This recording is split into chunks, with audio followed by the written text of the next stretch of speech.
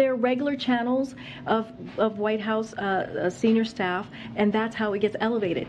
You're asking me for specific names. I am telling you how the process works, and I'm telling you how it goes from White House staff to regular channels to the president. Not a name. She's not exactly smooth on the podium.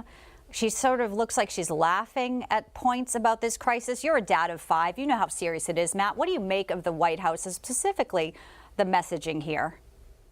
Yeah, and I have a niece that's about ready to have a baby, and our nanny is about ready to have a baby, and people are really worried about, what are they going to do if this gets worse, which, by the way, the baby formula problem is just the tip of the iceberg. With all these supply chain issues that are metastasizing. And which it looks like we're about ready to head into a deep recession, might already be into it, all these things are going to get much worse. As far as Karine Jean-Pierre, who I know well because I've debated on TV, dozens and dozens and dozens of times, the weirdest answer she gave is when she was unaware that the president answered questions and she didn't know what he said, because, of course, the way the press office is set up in the White House is there's always somebody from the press shop with the president.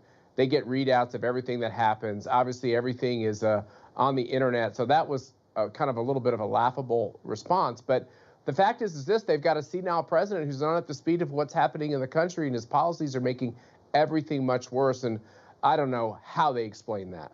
Yeah, plausible deniability is usually something the president uses as a defense, not the press secretary. It looks like the press corps is finally activated here. They want to get answers. But, Matt, we saw the president today trying to pump up this jobs report. It's the slowest job growth since April of last year. I think this kind of hints at what you were talking about with the fact that we might already be in a recession. And, we also have CEO of Tesla, Elon Musk, saying bad things are coming. Jamie Dimon from JP Morgan Chase predicted an economic hurricane. But we just heard the president talking about how Americans can be confident and that they're tackling inflation from a position of strength. I don't get it. Here's more of the president bragging about how he's lowered gas prices, or tried to anyway. But actions have already helped to blunt what would have been an even larger Putin price hike. As I said, I'm going to continue to use every tool available to me to further blunt those price hikes as we move forward. How is canceling oil leases one of those tools? I mean, that's what they're doing. They seem averse to helping out Americans who are struggling with this right now. Yeah, so I just tweeted out that the gas prices in America are high on purpose. Joe Biden and the socialists ran for office on the Green New Deal. The purpose of the Green New Deal is to make fossil fuel prices like gas prices much, much, much, much higher so that you'll use less of it. This is all on purpose. For them to act like this is Vladimir Putin's fault, which I know that exacerbates things, or anyone else's fault, is completely deceptive. John, if I could say on the jobs report, I think what's being misreported is it's not the number that allows Joe Biden to say, how vigorous the economy is. We are almost 500,000 jobs below where we were at the onset of the pandemic. So we're not even we're not even close to where we were before the pandemic. The reason why the American people are so troubled about the economy is because we're not even to where we were 2.5 years ago. And he's bragging about it. And let me tell you, when you're hurting out there in the country, when you can't pay your bills, you can't pay your food bills, you can't pay your rent bills, you can't pay your energy bills, you don't like the President of the United States speaking blocks away from his multi-million-dollar beach compound, telling you that everything's going great.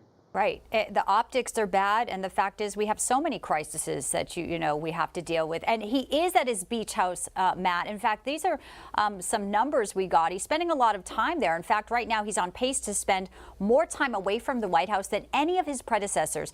There was this report from the Washington Examiner.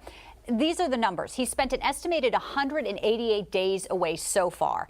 Now, they are saying if that pace holds, he will spend roughly 553 days away from the Oval Office with everything going on. Now, compare that. Donald Trump spent 381 days away. Barack Obama, 328 days out of office over 2 terms.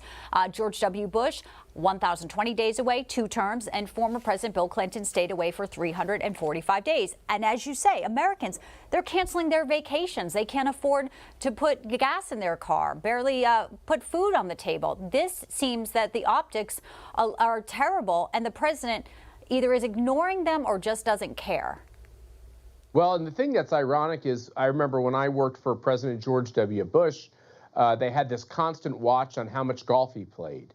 And like you said, how many days he was out of the White House. And when the country's going through tough times, when you're at a war, when you're in a deep recession, presidents need to be careful about how things look. But it's a strange thing with Democrats, no matter what's going on in the country, you know, they can be partying with Jay-Z and Beyonce and everything's just fine. You know, Donald Trump, we had to watch over and over again about the added expenses of not going to Camp David and maybe going to one of his clubs. But you never hear about the added expenses of Joe Biden not going to Camp David or staying in the White House, but instead going to one of his multiple million-dollar mansions. You never read about that because the press, by and large, the national press, 90% of them, not Newsmax, they're in his pocket. They want to do everything they can to prop him up. And that's why when you see them starting to get hostile on baby formula shortages, on energy prices, for this national news media to start to get a little antsy, that's saying something. Yeah, blood in the water in that press briefing room. They all sniff it and they smell it. Great to see you. Matt Schlapp, thanks so much. Thanks, guys. Thanks for having me on.